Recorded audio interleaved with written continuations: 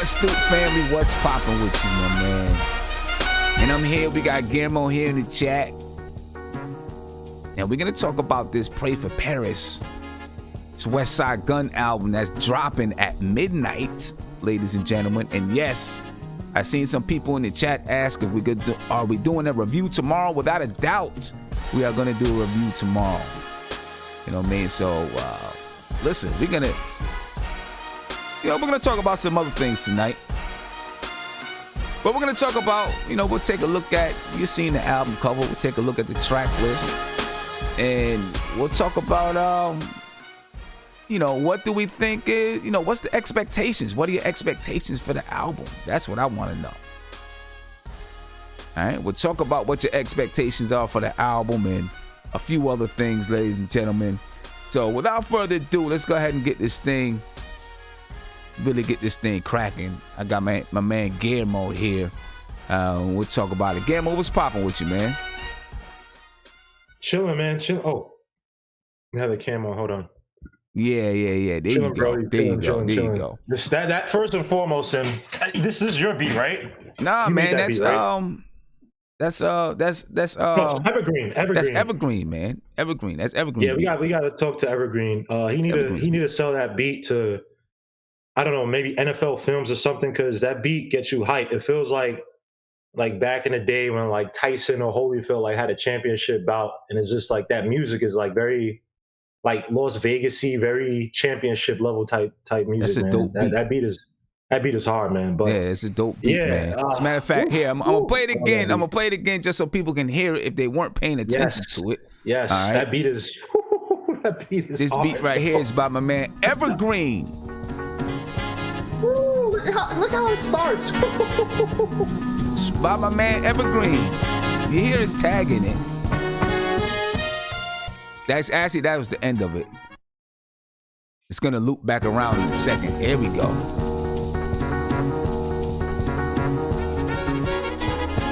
Now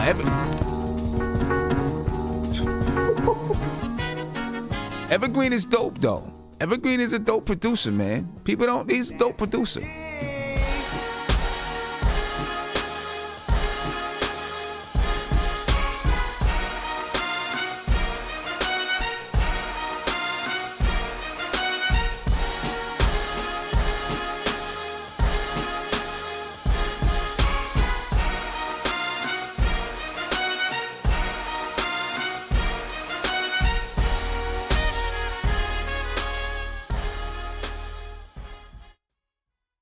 Gosh. Yeah, that's Evergreen, man. That's a dope beat, man. If you guys don't know Evergreen, he's been on here before. He'll be on. I can just imagine Joe Buck talking about like Yankees versus somebody in the championship, and they showing all the highlights and they like hyping up. That beat is just, it gives me goosebumps, man. I love the trumpets, man. Trumpets get me hyped up. It's a dope beat, man. Yeah. So what's going on with you, man? Nothing much. Working, bro. Fun times in healthcare, bro. Even though I'm not a healthcare analyst, but fun times, bro. I don't know if you just saw Gilead up like 15% in after hours equity futures. They just came out with some studies on this drug they're testing, I can't pronounce it. RUME, some other crap. But yeah, they just came out saying that they got some positive results with some COVID patients. So they're up. Gilead's up. Moderna's up. Big. They just got funding from the government. Like an idiot, I didn't invest in Gilead when I had the chance to. So I'm gonna try to sneak in tomorrow, but I doubt it, simply because the equity futures up. But if it's not too bad, I might buy it now, hold it on, or I might mess around with some options, leave them to just basically grow, and then obviously if the drug hits off, it'd be good. But everything else, I mean, is just working. I'm taking a slightly different strategy in the way that I'm investing when the market is down. Go ahead. What's that? Buy all the ones that are overexposed to corona. Well, I mean, things. It's things that I'm already interested in, right? But I am like stuff like Disney, Dave and Buster's, right? Stuff that is down now. Actually, Disney's been doing okay. It's been doing okay the past week or so. Yeah. Dave and Buster's was all right the past week or so as well. But stuff like this, when it opens back up, my expectation is that it's going to explode when it opens back up. So I'm looking at stuff like that that's down, and then it's going to blow up. But anyway, man. Go ahead. No. I was just gonna say, Dave and Buster's might be a little tough, just because even after the so-called, as Trump is trying to implement like phase 1, phase 2 of like reopening itself, but people are gonna be a little bit hesitant. But still, as long as they have cash liquidity to kind of hold them over. Well, see, that's what really matters. They've been closed, and they were down to about $7 a share. Then they jumped up to about $18 a share. Dave and Buster's, wow. Yeah, so they've been they've been up and down. They've been jumping all around, up and down. They did they had their financial report a couple weeks ago, and they went up about a week ago. And it jumped back up because they kind of talked about all the measures that they're doing to save money and all of that. So they've been up and down. But listen. All right. I thought I'm at about $8 a share, and I've done well. So I'm expecting. That's good, man. I stupidly let go. I had Zoom. I bought Zoom at 70. I had them all the way. They went up to 150. Then this whole thing with like the privacy stuff and whatever, it went down to 120. I sold at 120. This thing is right back up to 150. I said, Lord Jesus, why did I sell? It's hard. Everybody it's tough, and they got new competitors coming in. And even my team, we were using Zoom. And last week we were like, we don't want to mess with Zoom. Well, let's try to use Microsoft Teams. And then literally today we had a meeting and we went right back to Zoom. So I'm like, damn. So I bought back in yesterday. I bought back around 150. It's up a little bit now, but hopefully it keep going up, because I think one thing with Zoom is that even though this is a tricky thing, right? So I think the everyday user probably doesn't care, because there are a lot of things that tap into our privacy that we still use to this day that have been exposed as tap to our privacy. And the thing about it is that you have some corporate customers who kind of, push Zoom away. Now they use Microsoft Teams. They're using Blue Jeans that was just acquired by Verizon. But the thing about Zoom is that it's hitting more with the everyday user, like me and you. If we're just talking, might use Zoom, blah blah. But the thing about it is that the only way Zoom really makes money. Now here's a trick with Zoom. Zoom has that free option, right? But they want to convert you into a paying option. So valuations are only solid now because they have such a huge user base. But if they don't start converting those people into dollars, people who are because they don't sell, I don't think they don't sell ads, right? So if you're not converting that into dollars, after a while your earnings and stuff, your cash flow is going to suffer. Which is weird, because they're losing some of their they're paying corporate customers. But the everyday users, some people that use the option of like, because you go do like 40 minutes at a time. So obviously there are people who are upgrading to the paid subscription. But still, it's like, they're losing their guaranteed paid customers now, corporate customers, some of them, but they're gaining a lot of the non-paying ones. So they also have some they have some contracts with places who do online conferences, stuff like that, online trainings, online conferences. Right. They have deals with these people. So and there's going to be a lot more of those popping up right now. And Zoom is, listen, when the president talks and these people talk, they talk about Zoom. They're not saying GoToMeeting. They're not saying these other places. They're talking about Zoom.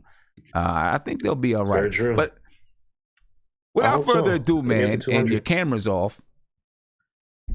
Oh, sorry. Yeah, your camera's off. But without further ado, sorry. Let's go ahead and let's talk about this Westside Gunn album. All right, because I know that's what people want to talk about. Right? So you see the album cover. This is the album cover. And by the way, it's not just the album cover, but tonight at 10 p.m. on Twitch, there's going to be a listening party. All right? Yes. And he kind of killing me, Westside Gunn, because I'm supposed to be doing a show on NBK, but I would like to stream. I would like to join the listening party. I don't know. I might do it from my other computer. We'll see. I don't know. But anyway, that's the album cover right there, ladies and gentlemen. Pray for Paris. That's the advertisement for the listening experience. let's take a look at the track list. This is the track list for the album.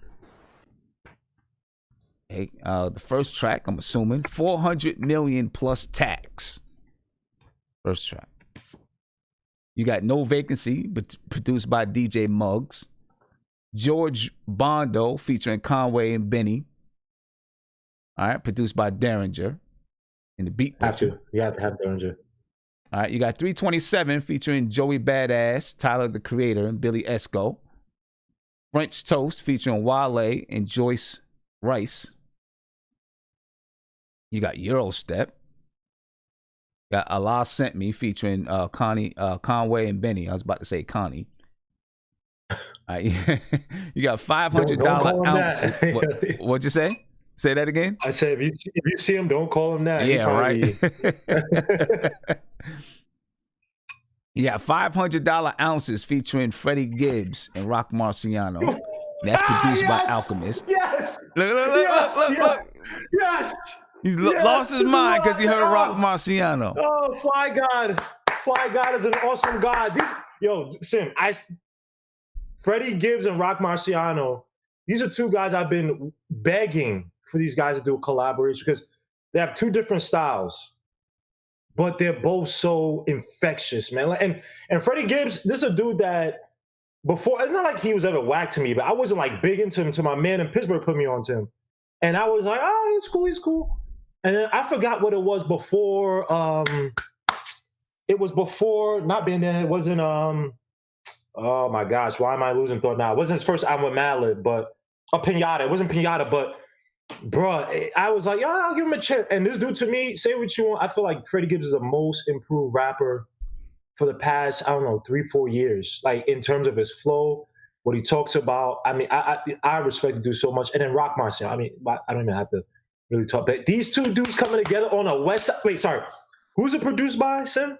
Alchemist, produced by Alchemist. That's good too. Because I did say I also wanted those two, and we talked about it. I said that I wanted those two to do an album produced by either Alchemist or Knowledge, or Madlib. So I'm gonna be in that listening party. I have to listen to that. Y'all see what he's gonna do to me, man? Y'all see how he's gonna do it to me? Y'all see that's cool. I feel you. No. I'm gonna do MBK. But you better go to one of your crazy callers so I can listen to at least that track. Well, then I'll come back. MBK doesn't start until 10:30. You said what, Sim? MBK don't start until 10:30. 10:30. All right, cool. Right, and I think I might stream it. I don't know. It'll probably get cut off, but I might stream it on the Front Stoop anyway. Probably shouldn't say that. I probably shouldn't say that because they're probably. Someone's probably watching like, we waiting. We're going to shut this down real quick. Yeah, we're going to cut you off and then destroy your whole... Right. Produced by Alchemist, man. So, I know a lot of people's looking forward to that. And then you got Versace. All right, produced by Jay Versace. You got Claiborne Kick featuring Boldy James. That's produced by Alchemist as well. Sean vs. Flair, produced by DJ Premier. Yeah. DJ Premier. Say what you want about Westside Gunn, and this is what I was trying to hit at when you had the RZA versus Premier thing, man. I think that those boys, they like what those two bring, because it's not just the fact that they rap old school or so-called with that lyrical style, whatever, or that gritty style, is that they're kind of bringing prominence. It's like they're bridging a gap in a weird way where it's like they're bringing some of these rap producers who, let's be honest, some of them are being forgotten about, and not wrongfully so, I think, but they're being forgotten about. You're putting guys like Primo, who, Primo, we saw boom bap. He can make gritty boom bap beats. You know what I mean? And I love the fact they're putting him. They bridge the old and the new, because Derringer, he's a huge sample dude. Like, he is like, I hate saying this because they're both white, but when you talk about samples, he's a big sample head. And I think that some of these new guys that we talk, all these youngins, a lot of these youngins like that music for back then. So I get, Westside Gunn, salute to him, man. He's putting some heavy hitter hip hop producers on here. Oh my gosh, I can't wait, man. I'm too excited now, man.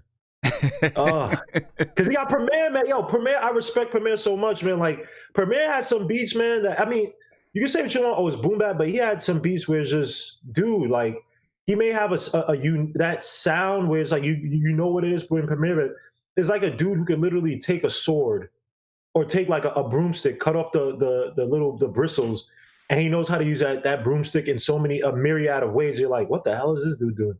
You know what I mean? Like, that's how I feel about Primo. I feel like Primo's just, he's rightfully, it's like he's rated rightly, but in the same breath he's kind of underrated with, because I mean, this is Biggie catalog. You know, I'm sorry, I don't mean to rant on. I'm just so excited about this album, man. I salute to Westside Gunn for doing, because he could have had a whole Derringer album and that would have been ill. But he's putting on all these different producers, man.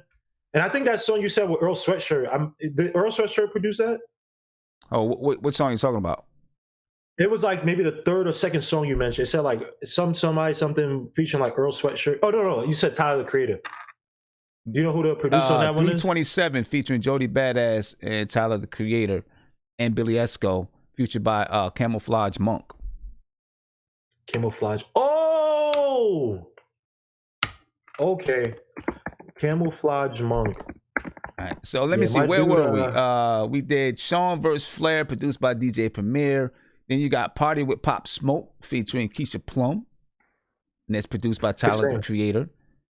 She got a nice voice. And then you got, I can't even pronounce this last one. All right, so Lay, I don't know, DJOLIBA, however it's pronounced, featuring Cartier Williams. So there you go, man. That's the album. Wow, no Jay-Z on here. Wow, that's. What'd you say? No Jay-Z? Jay Electronica should learn from this, because they're being managed by Jay-Z, but right. So like, I mean, Jay-Z. So this is what he said. This is what he said in the post. He said, "Don't ever call me a rapper. I'm an artist. I'm different, and I always knew I was different. All right, shit be so over people's heads. Some think I'm even trash because they don't understand it. But that's what happens with rare art. I can't help that I'm dope, and you can't understand it. I don't have to be the most popular, but I'm the most respected. I've already did the unthinkable. I can easily dumb it down and go platinum, but the game has never seen a Westside Gunn before. The way I curate my ear for production, the way I bring people into my world and bring the best out of them. Tonight is my latest masterpiece. All I ask is that you support real art.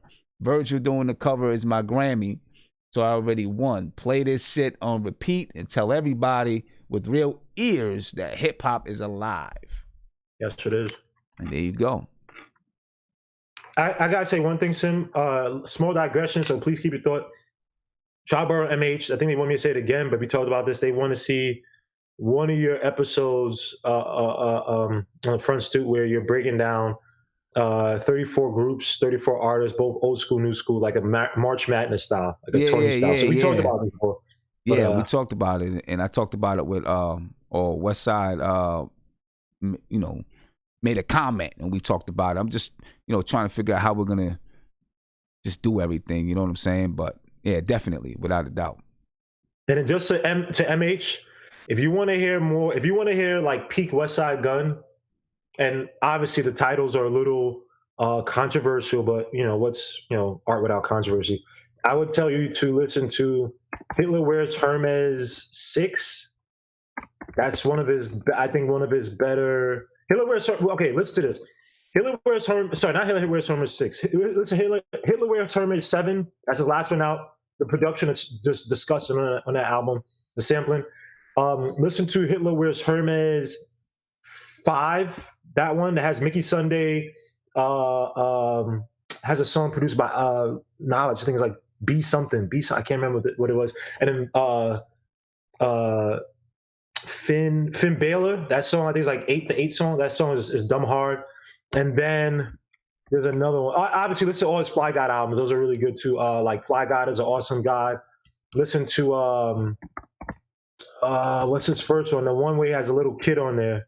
I'm just trying to get people, just so if you don't know about Westside Gunn, like what are some of his his best production. Just give me 2 seconds. I'm gonna find the album right now. Oh, Fly God. That's what it's called. Fly God. Listen to Fly God. Listen to Fly God is an awesome guy. And also listen to Supreme Blind Hell. Those are his good, really good. I mean, all those, a lot of his production is dope. But yeah, those ones that I mentioned, Hitler vs. Hermes 7, Hitler vs. Hermes 5, and then Hitler vs. Hermes 4. 6 got some good tracks too.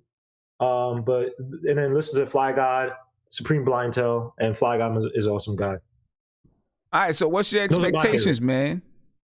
I'm hyped. Yo, bro, I know you're hyped. I know you're hyped. I'm just asking, what is your expectations of the album?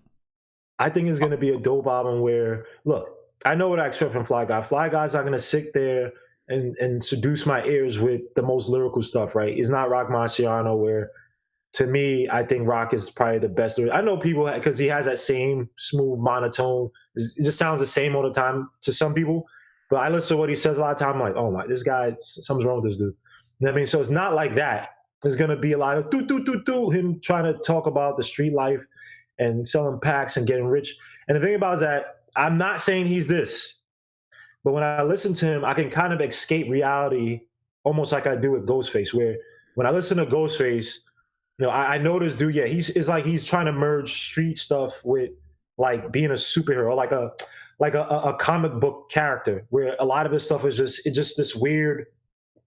It's like he's just painting a picture for you, but it's like you got to follow him through that stuff, right? It's all over the place. So there's no linear structure what he's saying. Not say Fly Guy does that, but does it like that? Because I think Ghostface he's my top 5. But when I hear Fly Guys, I can get lost in a beat and I can get lost in this like character, because he uses a lot of wrestling references, right?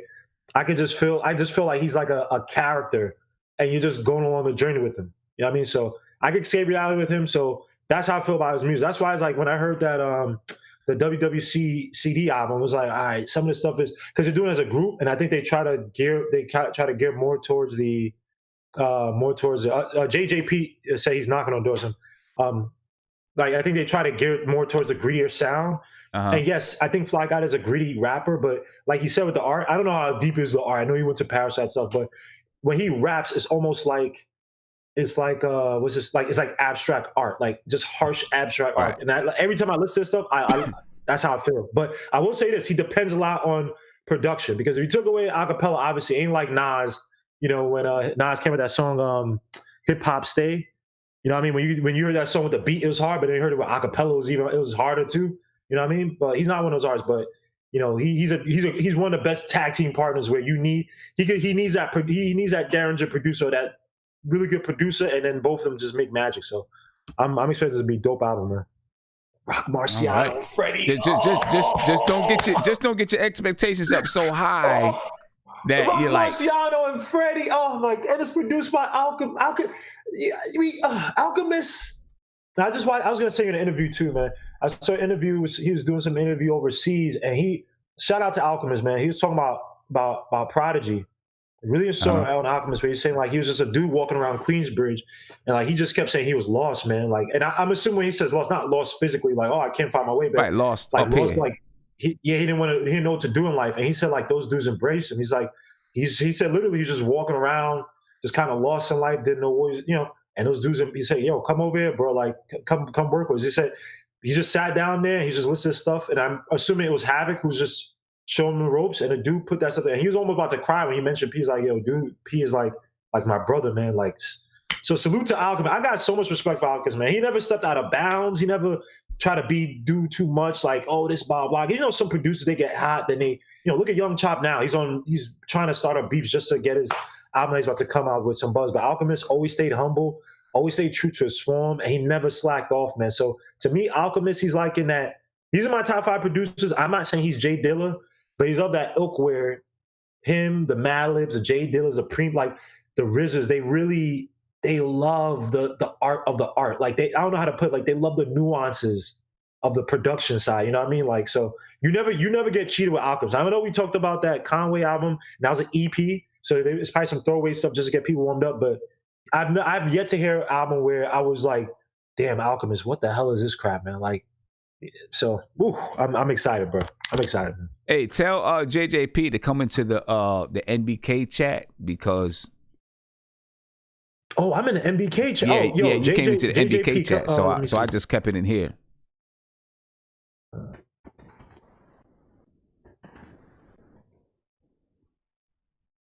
So let me ask you this. Mm-hmm.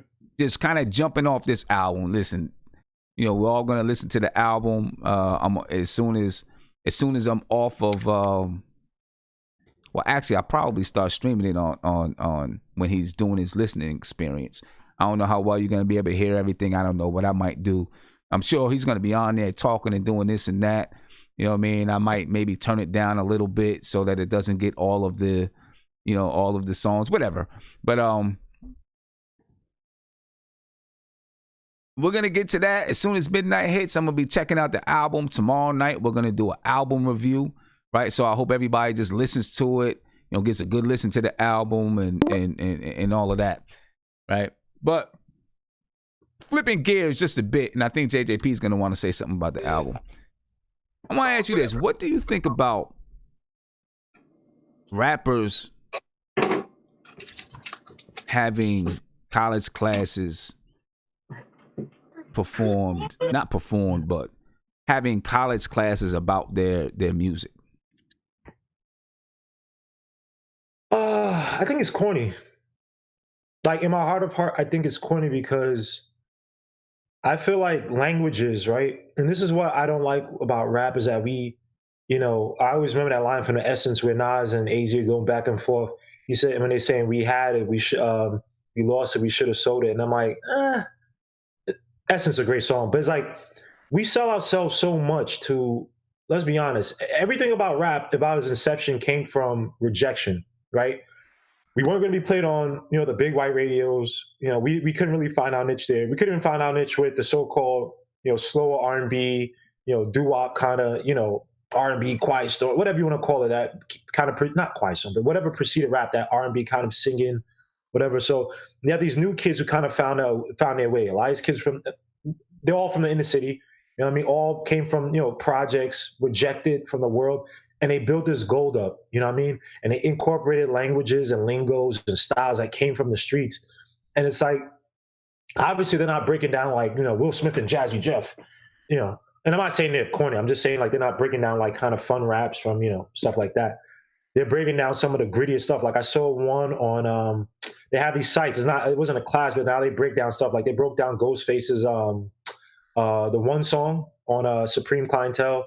And then they broke down somebody else we were just talking about. Somebody we were just talking about on the last stream, right? And it's like, I think it's cool because like if they don't understand, like you just seeing the words and hearing the words and people trying to break it down, you're not really going to understand people's perspectives by, I'm taking your words and I'm dissecting. I found the proper meaning of that. It's like, no, like unless you lived it, unless you've been around it, unless you actually want to get to know it, where you're speaking to people and all that stuff.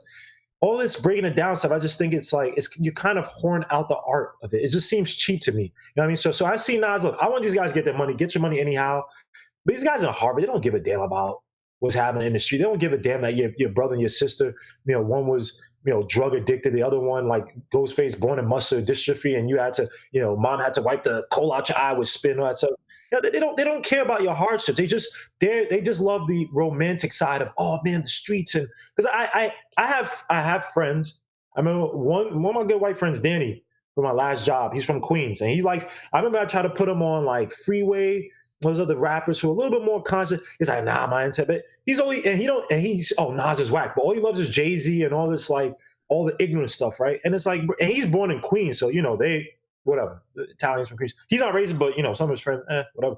So it's like, I feel like a lot of outsiders just want to see the romantic side of rap, like the gritty, the street stuff, blah blah. And then when it's all said and done, they could go back to their own little worlds, and it's fun for the day. Hey, I learned Nas, and I feel it's cheap. I don't feel like Nas. I don't feel like Ghostface Killer. I don't feel like these guys are. Hey, I learned something for today. Now I'm down. Like I don't feel like we should be horning ourselves out to some of these, these institutions that, let's be honest, they don't give scholarships in the hood to smart but underprivileged kids like that, where it's like, hey, let's build up programs to find finance. They might give 1 or 2 for somebody who did really well on the SATs or something, but they don't really care about it. So it's just like, I don't know. I just don't like that. I just feel like most of the time it's not the artist. It's not the artist that's putting themselves out there. Most of the time it's well, I've seen Jizza, I've seen Nas do it. I've seen these guys, but what I'm saying, most of the time, it's not. But most of the time, it's not the artist that's saying, "Hey, I want you to do a class on my album." It's a Right. teacher or a professor, right? So if you're a professor, then you have the ability to take whatever. Let's say there's a literature class, right? And you can say, "Okay, this is how I'm going to do this literature class," and you do whatever, you write up whatever you got to do, and you create the curriculum for the class, and then you submit it to whoever, and then they have to approve it. Okay, I thought you were talking about, like, when they bring the artists on and they kind of like they have them there and they sit them down and they like dissect. No. This is what I'm talking about. I think Jizza did that. So this is what I'm talking. I'm sorry. That's what I thought you were referring to. No. This is what I'm talking about, right? So Rhapsody's Eve album, Rhapsody, her album Eve, it's going to be the subject of an upcoming college course at the University of North Carolina. All right, now this is nothing that she's done. Right. Right, it's nothing that she's done. Okay, but she did make it, the name of the course is this. It's called Black Womanist Criticism and Rhapsody's Eve. That's the name of the course. Black Womanist First and foremost, Black Womanist Criticism and Rhapsody's Eve. Okay, it says in this course. It says in this course. I'm sorry, my bad. We will explore the critical womanist stance of Rhapsody's 2019 release Eve, which features 16 songs titled with names of famous Black women throughout history. This course reads Rhapsody's album as emerging from a greater tradition of. Wait a minute. This course reads Rhapsody's album as emerging from a greater tradition of womanist discourse dating back to the 19th century. And the purpose of this course is to explore that history. Additionally, students will look at hip-hop's historical development to engage with albums from femme-identified hip-hoppers throughout the genre's history, using critical reading and listening skills. Yeah, first, if I was a student, I would say I wouldn't sign up for a class. I want to have classes that teach me how to get money. No offense. Yeah, I'm not spending money to learn about the woman. But some I read people, a book. But when you go to college, all of your classes. When you go to college, you're gonna have all these liberal arts classes that is required that you take. Now, if you go to a college that's just straight up business, then you're not going to take any of those classes. It's going to be straight up business. Right. I'm only partially joking. If somebody said respect the God as Rhapsody, I don't have any respect for. But like this, in a lot of these colleges, there's a wave, especially on the so-called liberal colleges, where they're trying to tie around like the feminist principle around a lot of things, right? So it's like what's the feminist breakdown of.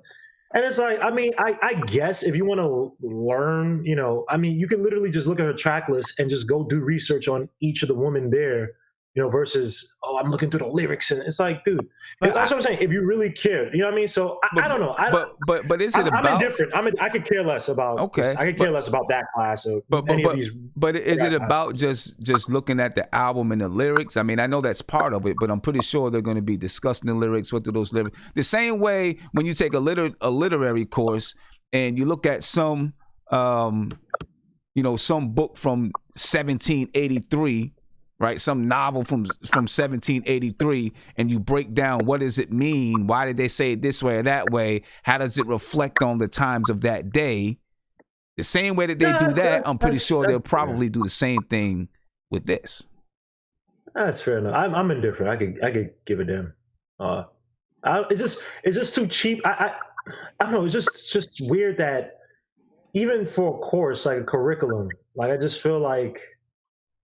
I guess if it's an elective, you could just do it, whatever, and just pump through it and just get the grade. But I don't know. I just don't know how much you're gonna learn within a semester. Yeah, you listen to lyrics and stuff, but you might be better off, working on your attention span and just reading books on these. I'm not saying read some 1912 novel about, those books. Some of those books are just terribly boring, but. I get that. I feel like when you work on the research yourself versus someone telling you, even the curriculum and stuff, when you start to develop a fervor, when you have that thirst for knowledge, some people don't, so they need to work on it. So I'm just saying. I get what you're saying. I just like going back and doing the history, like I'm asking you how you feel about it, right? And I'm gonna ask JJP and Triborough how they feel about it.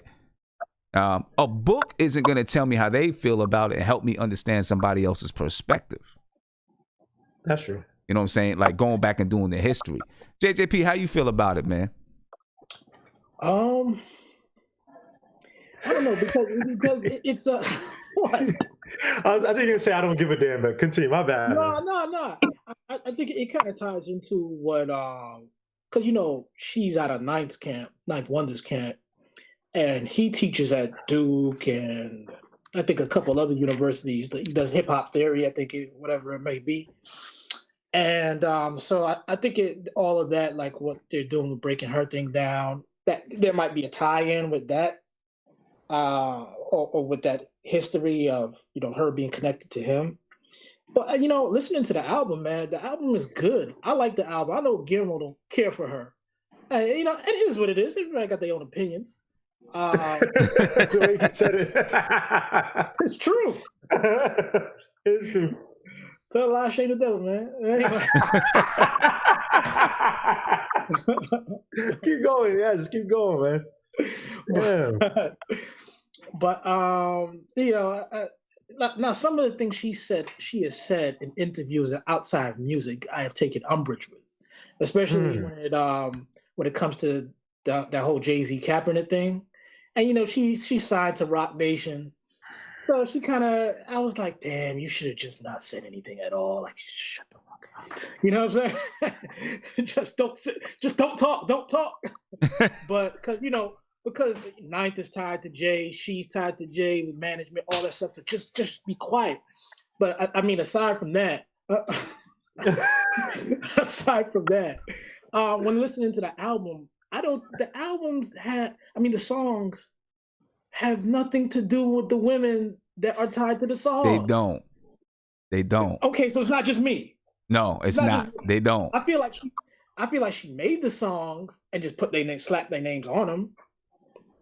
But I mean, aside from that, so this is gonna be a BS album then. I mean, it's already out. This is gonna be a BS curriculum. I'm sorry, a BS curriculum. Yeah, absolutely. They needed to attach themselves to someone safe, and she's hella safe. Yep. She's good. I think when I put the album on in the car with my wife, she could appreciate it.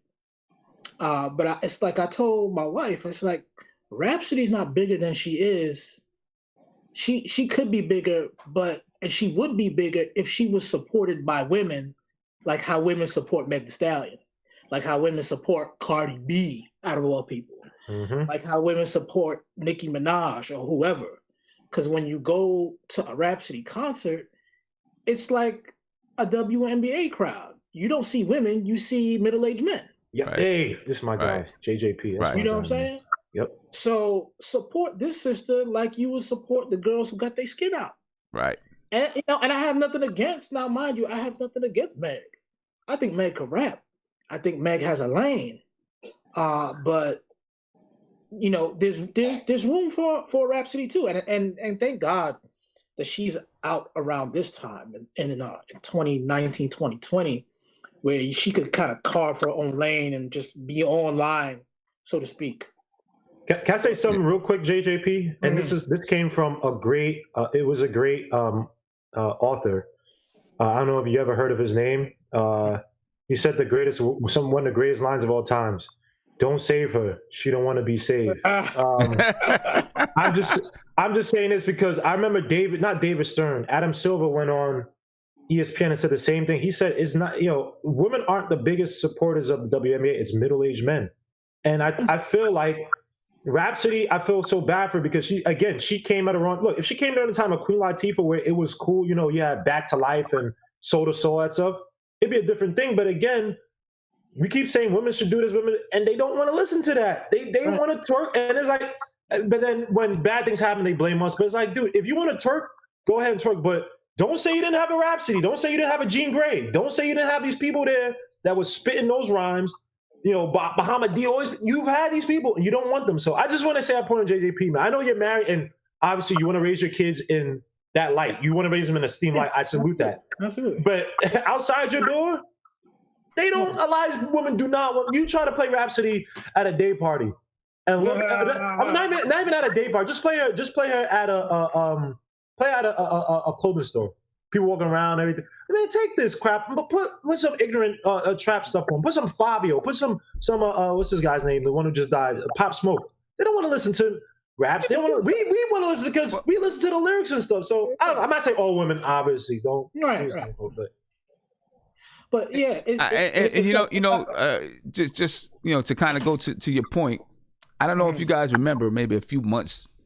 Well, just before Rhapsody's album came out, I think, or maybe around the same time that Rhapsody's album came out back in the summer. Somebody was getting on Cardi B. Somebody said something about Cardi B and whatever she did, something she did. I don't know. I don't remember what it was. Right? And maybe they were talking about saying something about her lyrics or whatever she was doing. And she said, she made the comment, if you don't like, you're giving me all of this attention, and because you don't like my lyrics, but you're not going and listening to some artists like Rhapsody. And Cardi B said this? Cardi B did, yeah. Cardi B said this. She said, but you're not, she said, you're coming at me, but there's some real MCs out here that you can go listen to, and you're not. I mean, the point that you're making. Listen, I'll say one thing about Cardi B. I got respect for her. I'm not really a fan of her music, but I got a lot of respect for her because she says her mind.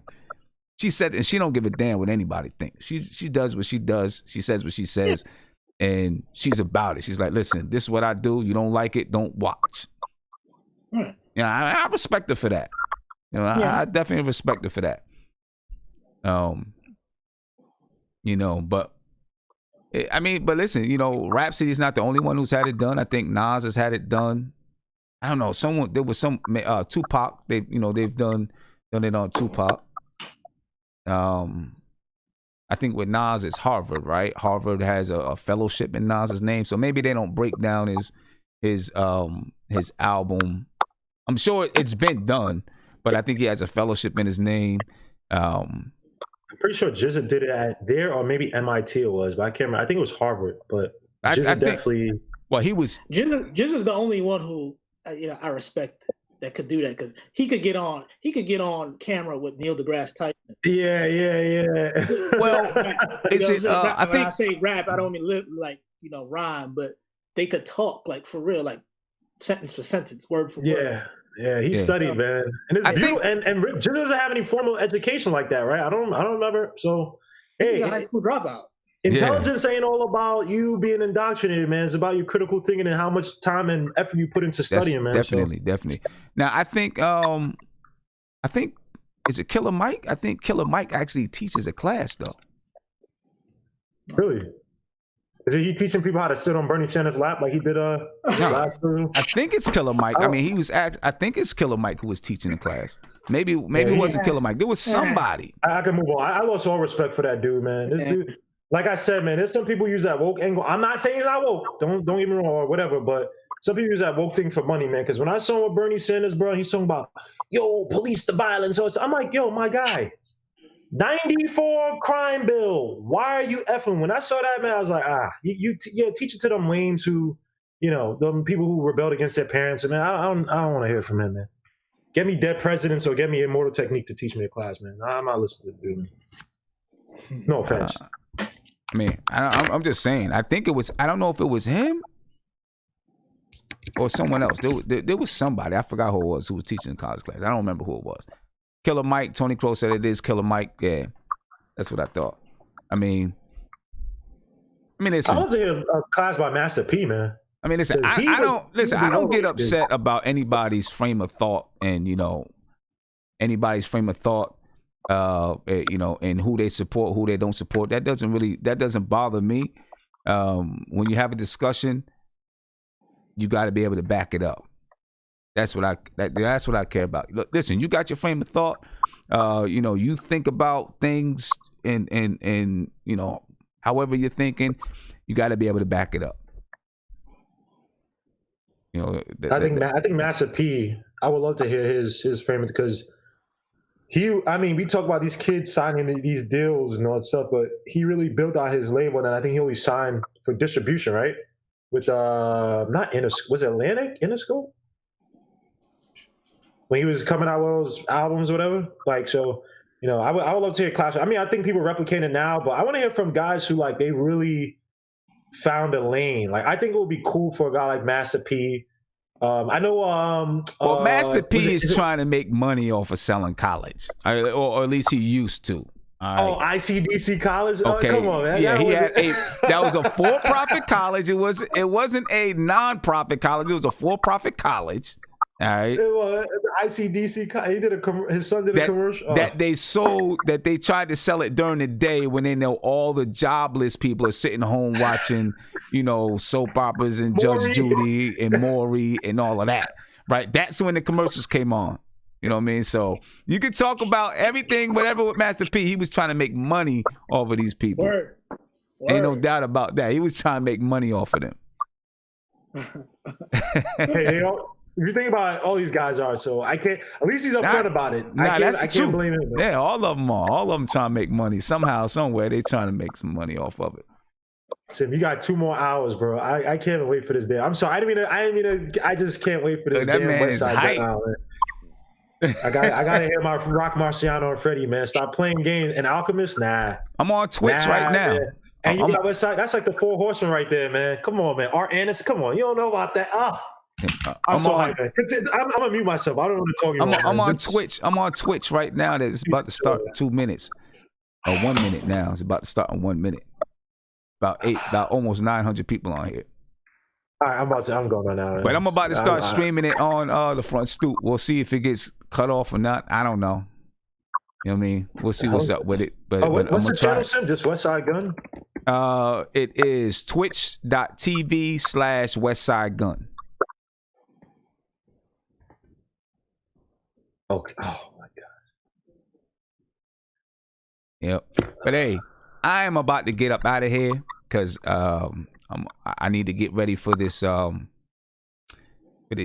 on NBK, for this draft show, and I'm gonna start streaming this Westside Gunn on the front stoop. Hopefully, it doesn't get cut off.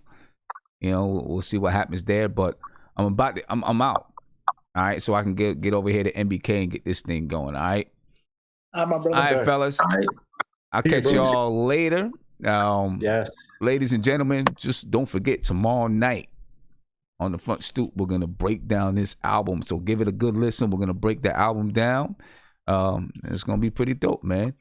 I'm out of here, ladies and gentlemen. Hopefully I see some of you guys on NBK. I know a lot of you guys are going to be checking out the listening experience with Westside Gunn. But I'm out, ladies and gentlemen. Peace. Peace.